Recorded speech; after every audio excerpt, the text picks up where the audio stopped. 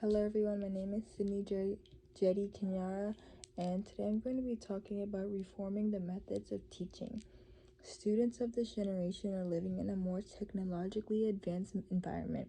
They're living in a world short of excitement, with apps like TikTok and YouTube causing their attention spans to significantly decrease due to the amount of dopamine produced during the reoccurring bursts of happiness. According to Janique Linder, co-founder of GitNux, an organization focusing on providing innovative market and research and comprehensive statistics to drive one's organization to success, says after every 15 to 20 minutes, students' attention spans drops to a minimum of 0%. There is a need for teachers and instructors to reconstruct the methods of instruction because students will retain more information, learn new strategies to study, maximize and utilize the appropriate use of technology, and it will prepare these students for a better and brighter future. The current educating methods must be relooked to come up with new techniques. These techniques will eventually deliver higher level learning outcomes to pupils. The work of John Hattie, a very useful educational psychologist who is the source of his works in his area, shows the degree of impact scientific teaching methods have on whether information is remembered. This multi-level research discloses that timely feedback and creating a classroom environment that resembles a formative assessment have been among the top key strategies that lead to better abilities of a student to understand, retain, and use acquired knowledge. That is why research is crucial, as active interaction and feedback is the principal pathway into learning process. Moreover, this teaching method is an opponent to the conventional learning approaches, which are centered on the passive form of instruction. When teachers use evidence-based approaches, the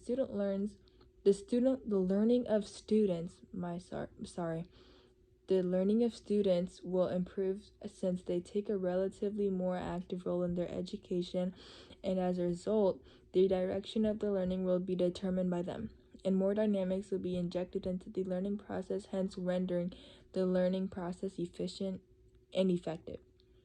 Keep in mind the pursuit of refining learners' achievements. It is becoming more and more apparent that educators have to go round up from traditional methods to new ones in order to elevate the students' studying techniques. According to Dr. Henry L. Roeger III, contributed to the growing body of research in cognitive psychology by revealing that retrieval practice is pivotal in the success of memory formation and therefore cognition.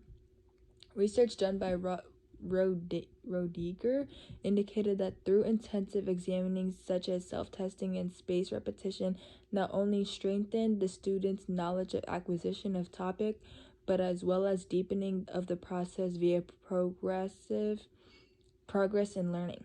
To put it simply, it lays the foundation of education practices revolution, shedding a light on the outdated concept of passive learning and rote memorization that was the primary quality of educating before. The teachers can help students develop the evidence-based study strategies through involving such techniques to their everyday teaching process, thus making students become the masters of their own learning journeys and equip them with the necessary tools to conquer their academic path as well as other aspects of life. Now we're going to talk about technology and its impact and its good impact it has on education. If technology is used the right way by teachers, it can be leveraged to optimize learning in the midst of the digital revolution. According to Dr. Sugata Mira, who is in the area of school organized learning spaces, is an important example of how technology can change the course of education of the students' results.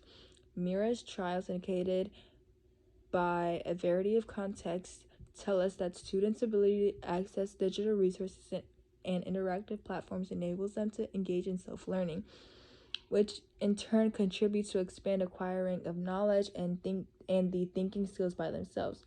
This research would bring home the need of blending technology into the learning procedure while promoting educators to rework conventional limits and implement technology based on a modern approaches proactively. Through technology-enhanced teaching, educators can promote well-defined classrooms that are flexible enough for different learning styles and establish collaborative learning for all students and thus develop social, employment, and learning skills for tomorrow's world. In any case of learning to be flexible for a new generation in which one is to witness with ongoing unpredictability and unfamiliarness is a very difficult feature for educators.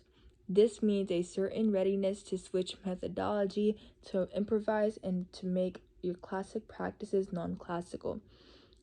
In his article on skill competency in the 21st century, well-known Tony Wagner had mentioned how students should possess new superpowers to enable them to stand out in the rapidly changing world environment.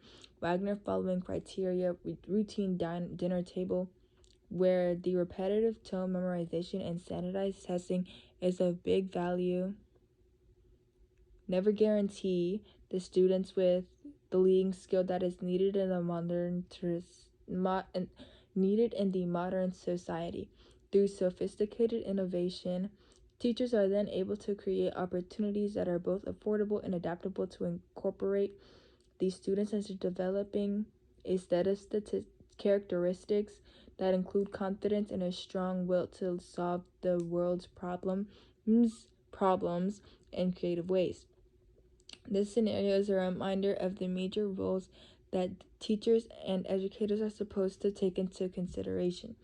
While they plan for their learning processes, the study streamlines the pursuit of changes and opportunities for the generations to come. Finally, I would like to emphasize that the job of teaching methodology reconstruction cannot be underestimated, which is likely because of the composite impact it has on students as well as the society at large. On the other hand, to attain this profound mission, there also comes the controversies and difficulties, which will go hand in hand with such ineffectual tasks. How do we avoid the negative consequences of making technology the only driving force in studies if it is used right, and teach to not let technology as the all main element of the learning experience?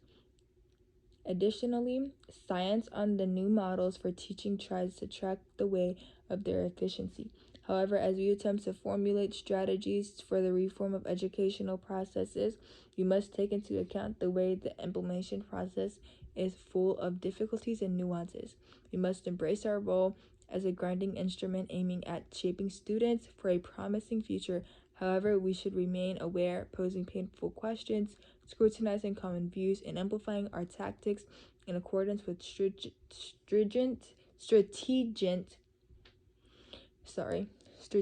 research and experimental data. Only by puts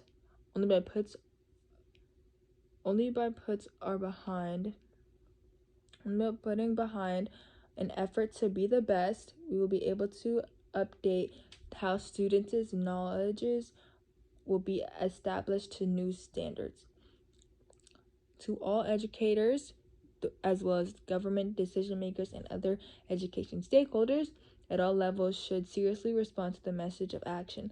We should work together to brainstorm new methods of teaching, being open to progressiveness, adaptability, and experiments that work. Correspondingly, let us collaborate at advocating for the policies that will give first priority to student-centered learning, apply technology properly, and develop the aptitudes and competences necessary for life in the 21st century. Out of joint effort and vision with determination, we are able to create better days for all students and empower them for the world that continues to change beyond recognition. The appropriate time is now. Now, let's start this trip to the crest of educational merits armed with valor, faithfulness, and undisputed fidelity to the future of our students and the society. Thank you.